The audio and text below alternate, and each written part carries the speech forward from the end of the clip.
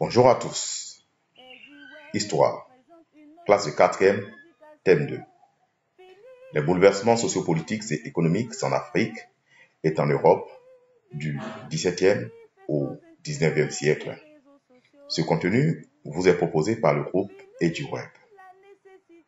Contact WhatsApp 01 52 63 30 30, adresse courriel eduweb.info@eduweb.ci.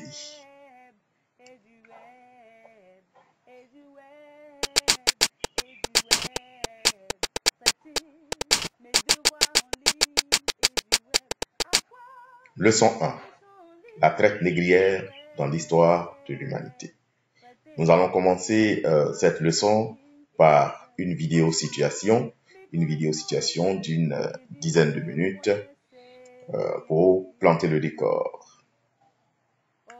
Ce programme présente des faits historiques qui reflètent le langage de l'époque, ainsi que sa violence. Il est susceptible de heurter la sensibilité de certains téléspectateurs.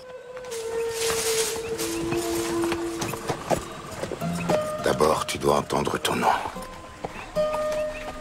Tu es Kunta Kinte, fils de Moro et de Binta Kinte, et petit-fils de Kairaba Kunta Kinte et de Yaïssa. Tu devras toujours honorer tes ancêtres. Eux qui t'aiment et veillent sur toi. Ton nom est ton esprit, mon fils. Ton nom est ton bouclier. Allahu Akbar! Regarde, Kunta Kinte. I have a dream. Cela seul est plus grand que toi.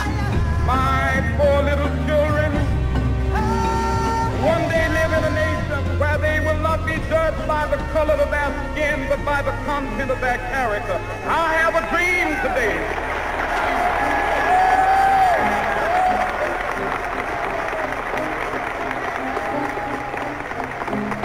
With this faith, we will be able to work together, to pray together, to struggle together, to go to jail together, to stand up for freedom together, knowing that we will be free one day. We are treated differently than other people, and I don't like how we're treated, and just because of our color doesn't mean anything. Moi, voyez-vous, je suis zaïrois, africain et pantou.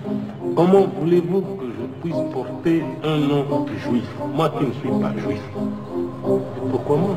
Toby, je vais te donner une chance d'éviter cela. Peut-être que M. Waller voudra que tout le monde profite de ce jour béni. Je te préférerais en bonne santé, que tu puisses travailler dur. Tout ce que tu as à faire, c'est de me dire ton nom.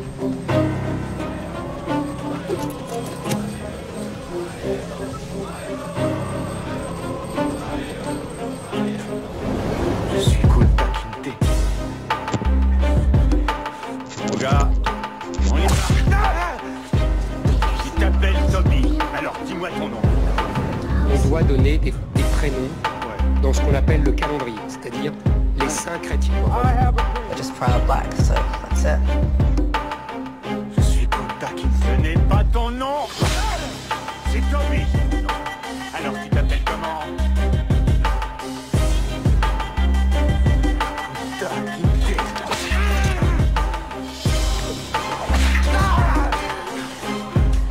Tu t'appelles Toby. Je te le demande encore une fois. Dis-moi ton nom.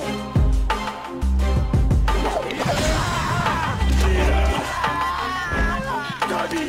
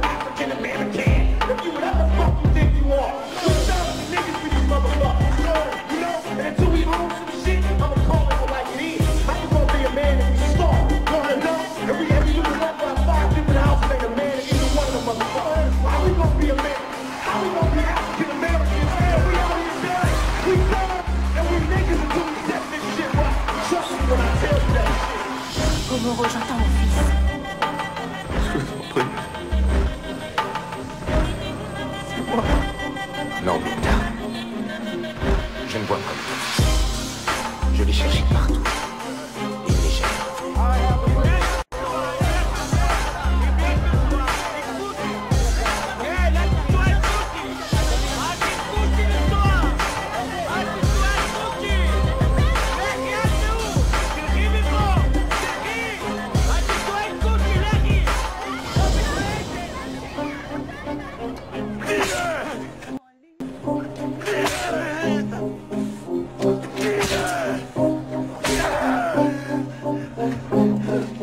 Dis ton nom maintenant, l'épouse de ton propriétaire l'a choisi pour toi. Dis ton nom, ainsi tu sauras qu'ici on n'est pas en Afrique. Ici c'est la Virginie, et tu es la propriété de John Waller, comme les chevaux et les porcs, rien de plus. Maintenant tu dis ton nom, ainsi tu sauras ce que tu es. Dis-le. Dis-le.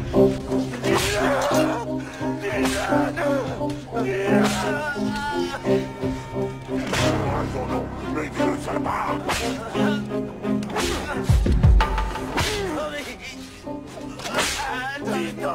Dis ton nom. Il l'a dit. Il l'a dit. Et redis-le. Plus fort.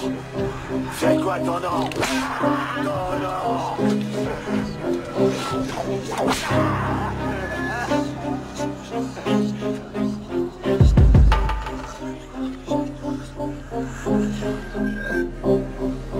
Il l'a dit. Maître Waller, il l'a dit.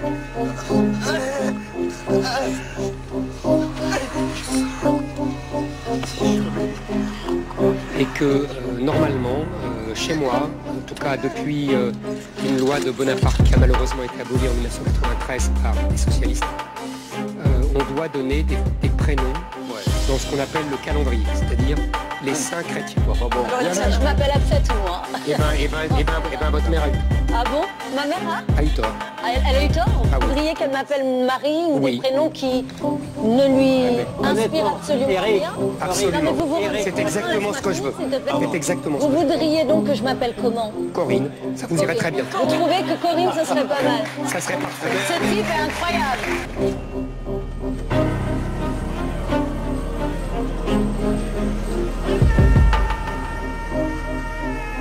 Alors, ce film nous montre un peu ce que les esclaves noirs ont vécu, comment ils ont été ravis du continent africain et comment est-ce qu'ils ont été acheminés, n'est-ce pas, pour les travaux forcés aux Amériques. Et surtout, la pression, l'obligation qu'on leur imposait de se régner, de régner leur identité, le nom déjà.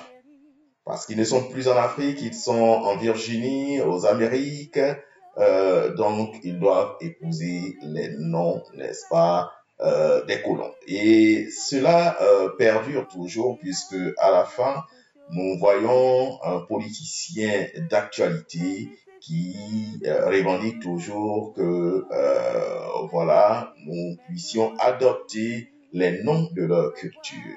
C'est dire que la discrimination à la peau tue. Alors, d'où est né tout ce clivage discriminatoire raciste? C'est né de la traite négrière. La traite négrière, c'est le commerce des esclaves noirs. Alors, comprenons bien, la traite négrière a toujours eu cours bien avant même l'exploration, bien avant la pénétration des Européens sur le continent noir pour faire des Africains leurs esclaves.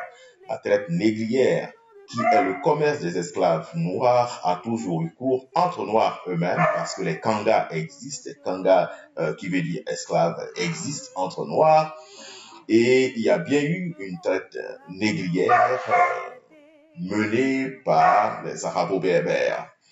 Alors, à la différence de la traite atlantique qui transportait les esclaves noirs du continent Afrique aux Amériques, l'Amérique du Nord, l'Amérique du Sud.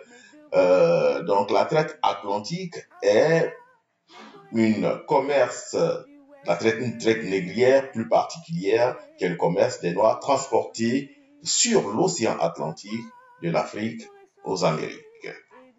Et la traite négrière, et donc on dira par extension traite négrière dans la suite de nos propos, mais en fait il s'agira de traiter la traite atlantique, donc une traite négrière particulière.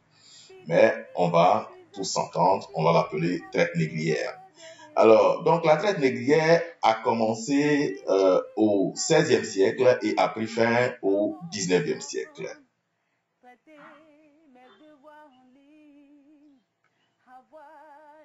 Bien.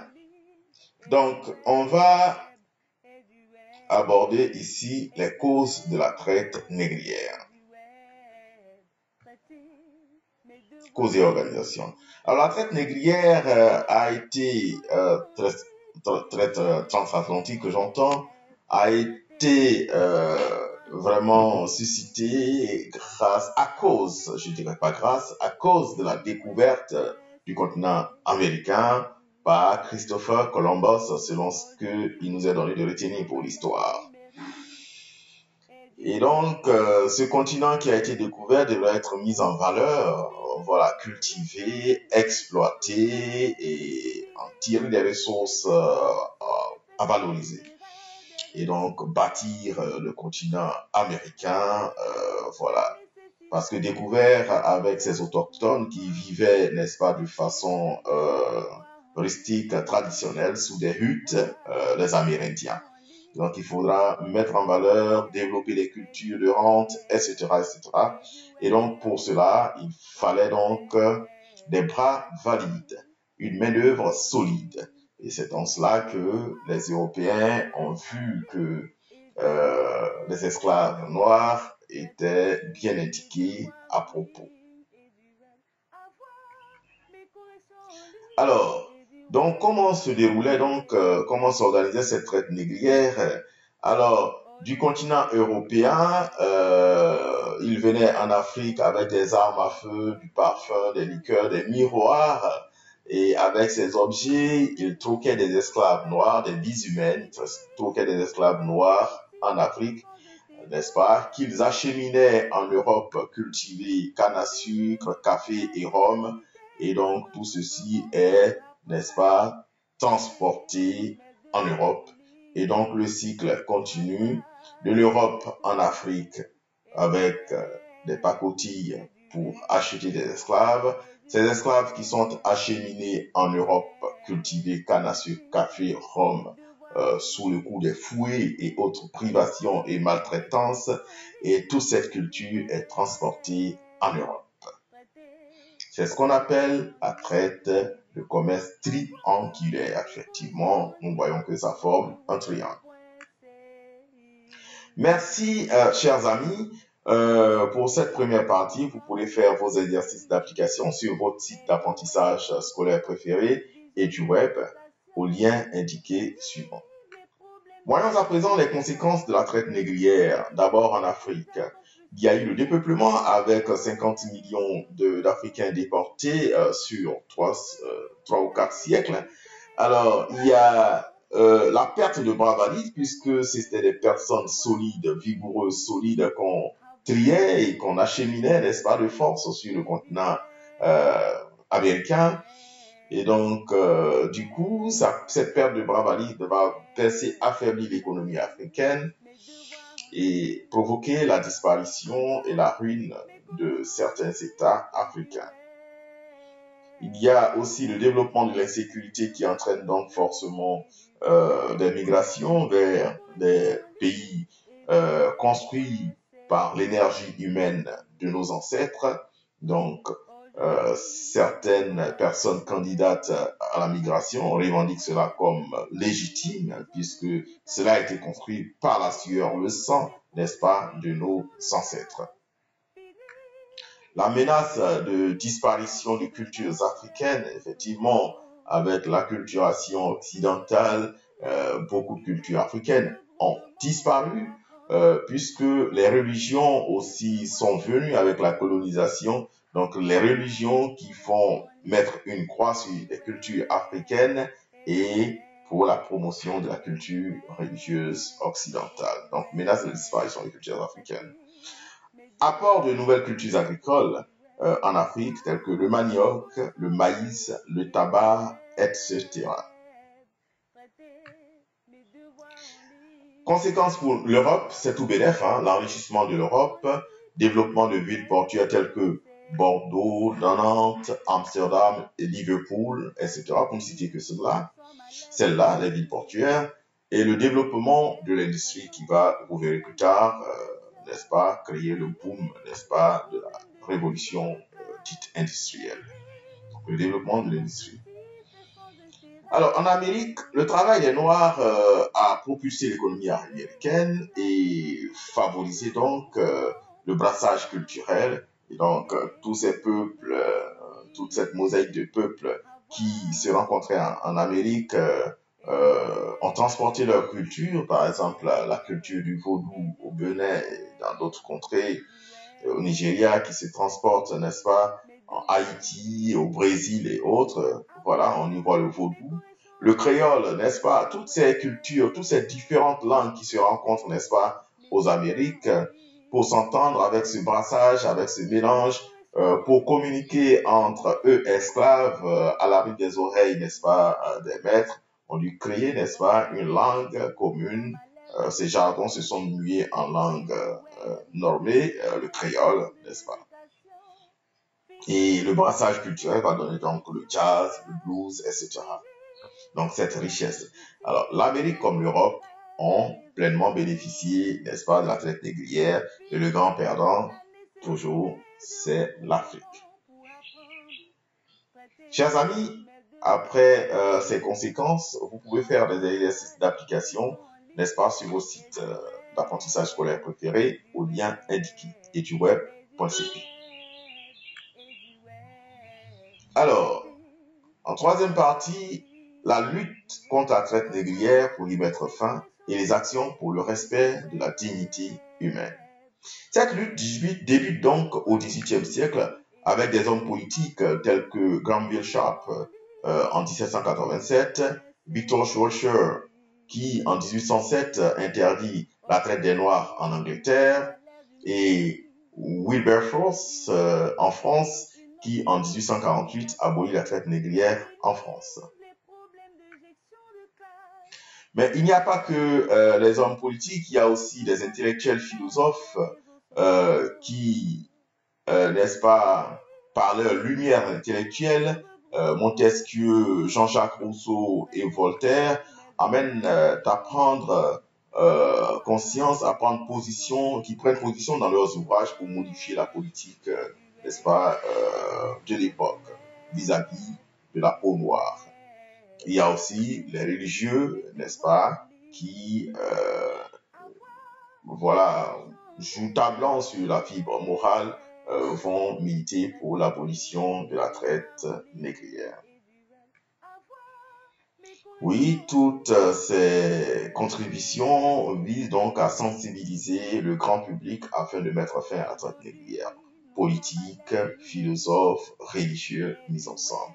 Mais au-delà de ça, il y a aussi les institutions telles que le Comité pour l'abolition de la traite des Noirs, la Société des Amis des Noirs, donc politiques, intellectuels, philosophes, religieux et des institutions seront mises à contribution pour lutter contre la traite négrière et lutter en faveur de l'abolition de la traite négrière.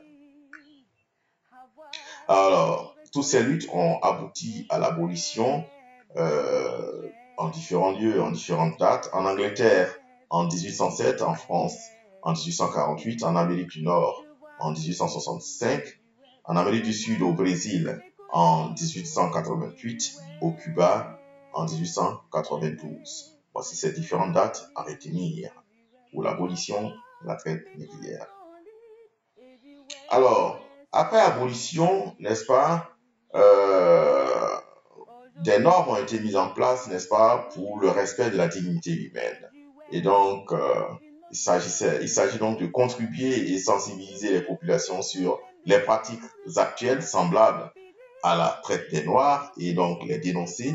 Ces pratiques telles que les enrôlements d'enfants dans les conflits armés, le mauvais traitement des domestiques dans les maisons, le travail des enfants dans les plantations et les mines, et donc les luttes, les combats pour le respect de la dignité humaine visent donc à dénoncer tout cela. Dénoncer ces pratiques et poursuivre éventuellement ces coupables, les coupables devant les tribunaux. Bien, chers amis, après cette troisième partie, vous pouvez faire des exercices d'application sur vos sites scolaires d'apprentissage, sur vos sites d'apprentissage scolaire préférés et du web, au lien indiqué suivant. Conclusion. En conclusion, on peut dire que les continents qui ont bénéficié de la traite négrière sont l'Europe et l'Amérique. Oui, ces continents ont tiré profit de la traite négrière. Et le continent qui en a le plus souffert, c'est le continent africain. Bien. Vous avez vu dans la situation d'amorce pour le cours, vous avez vu un homme politique, d'ailleurs actuellement en 2022 candidat aux élections présidentielles françaises, qui soutient encore, n'est-ce pas, qui manifeste pour la résurgence, n'est-ce pas, des pratiques en vigueur lors de la traite négrière, telles que l'imposition, n'est-ce pas, du nom de l'esclavagiste, de la culture esclavagiste à l'esclave.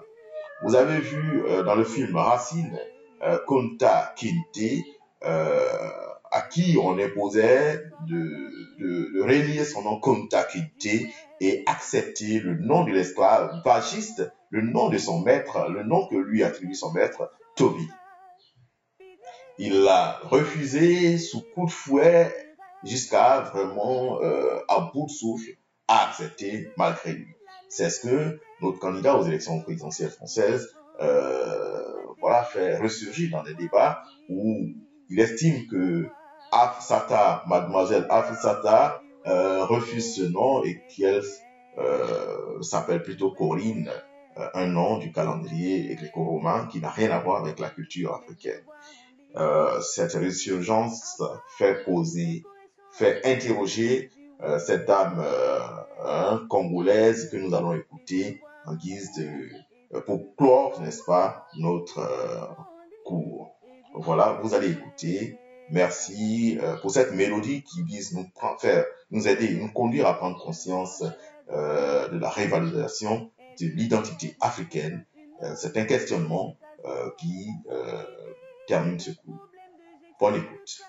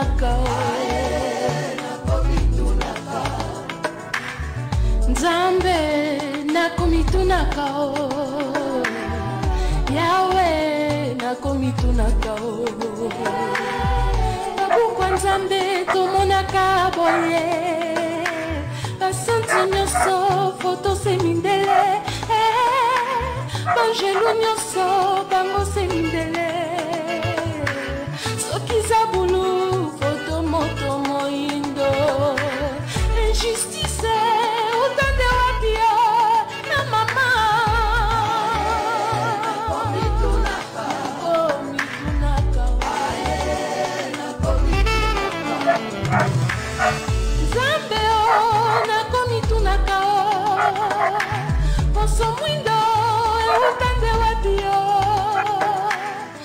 bato mwindo autende wapio banoko bakanga biso mayele boye likekwa bakoko bango baboyaka kisa bakoko bango bandimaka te kasi na ndako ya Nzambe biso tomonaka tokosambela chapele na maboko tokosambela bikeko bitondi ndako kasi bikeko yango semindele mpona nini Nzambe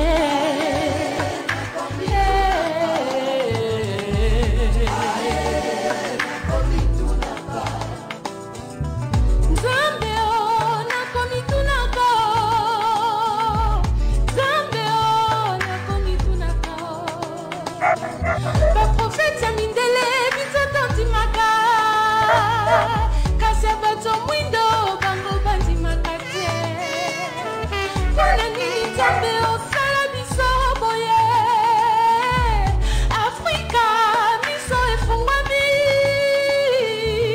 Afrika tozonga nsima te amama nakomitunaka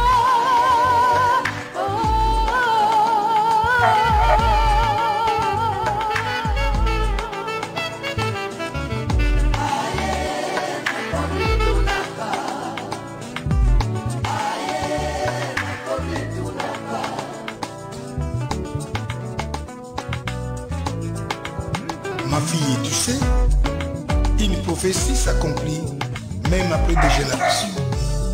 Et la vérité est tenue. Elle finit par triompher.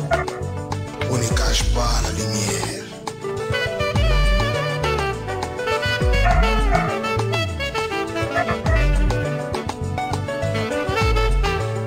Alors donc, à la sortie de cet album, le Vatican avait demandé au clergé congolais d'interdire la chanson. Cela avait dégénéré en émeute pendant au moins 6 jours. Donc, des Congolais avaient refusé d'aller à l'église. Comme punition, le clergé avait excommunié les meneurs de la révolte qui avaient accepté à cœur joie le verdict. Alors, ceci nous amène à nous interroger. Pourquoi le noir symbolise le mal et la couleur blanche symbolise le bien?